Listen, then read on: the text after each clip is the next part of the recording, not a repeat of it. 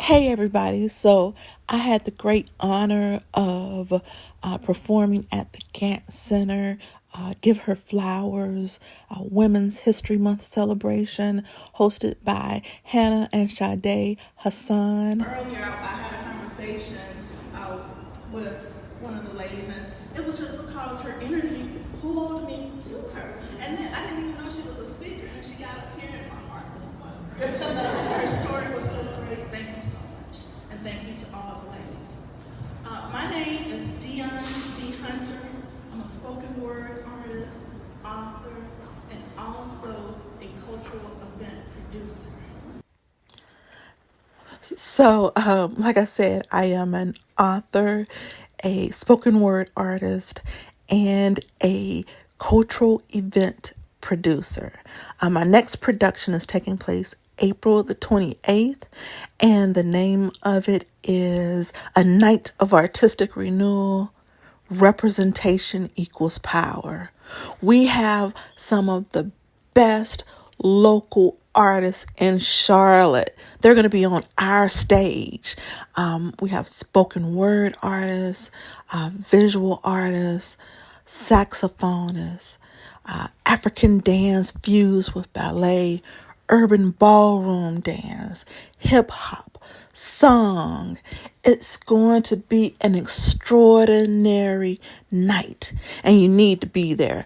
A night of artistic renewal. Representation equals power. So tonight I asked for a couple of volunteers, and I had two young ladies come up. My name is Layla and I'm 8 years old. Beautiful. Give her a hand, please.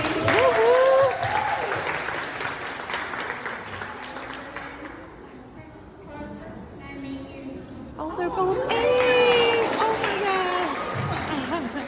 Now, these young ladies, little fashion plates up here. Yes. Okay? Beautiful and intelligent.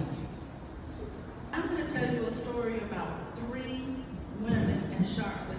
I'm going to need your help to pull it off, though. When the mic points at you, I want you to say, representation equals power. Okay? So let's practice one time. Representation equals power. Okay. You ladies gonna help me? Yes? All right.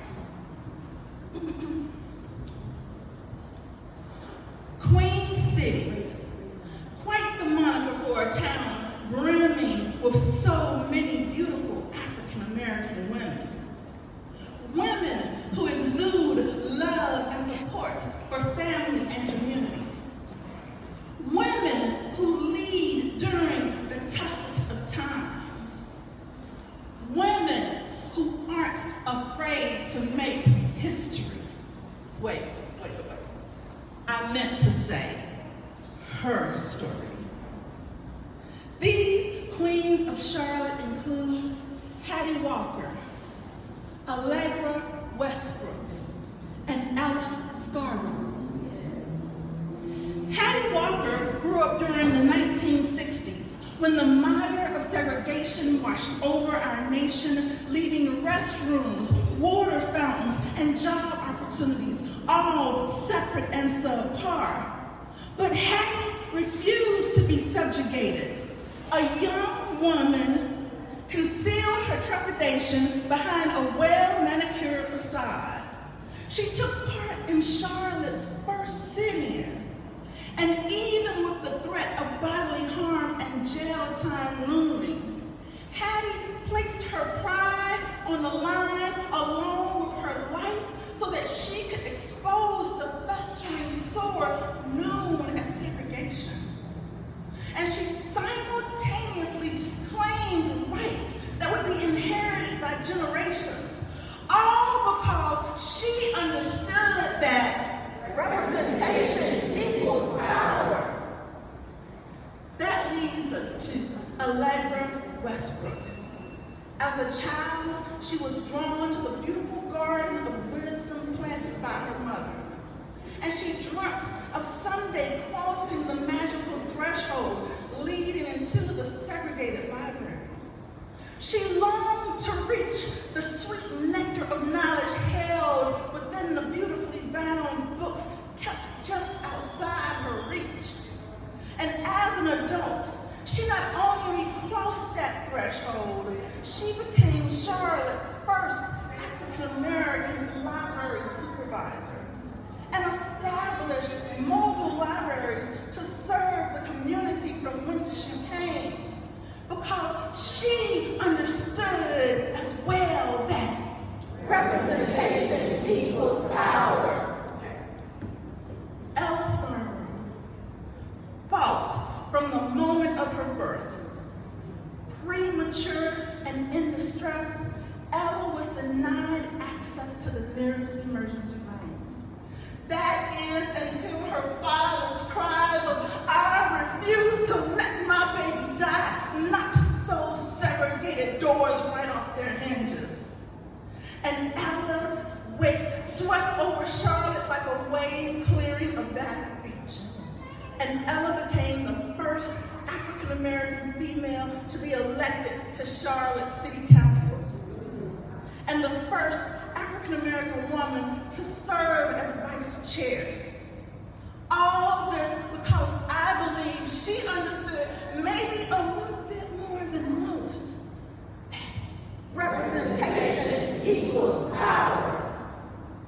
All the praise belongs to those women who came before us, like Hattie Walker, Allegra Westbrook, Ella Scarborough, and all of the women in this room, our motivators, our protectors, our ancestors, our queens of Charlotte and beyond, because they understood without a doubt. They dreamed and achieved because representation equals power. Thank you, ladies. Amen. What a great night. I want to thank Afeni for recording, the Gantt Center for having me, Hannah and Sade for being just the ultimate host, my two young volunteers, and I really want to thank you all for supporting, and especially look forward to seeing you on April 28th at the Booth Playhouse for a night of artistic renewal. Representation equals power. Go to blumenthalarts.org and buy your tickets now. $15 for adults and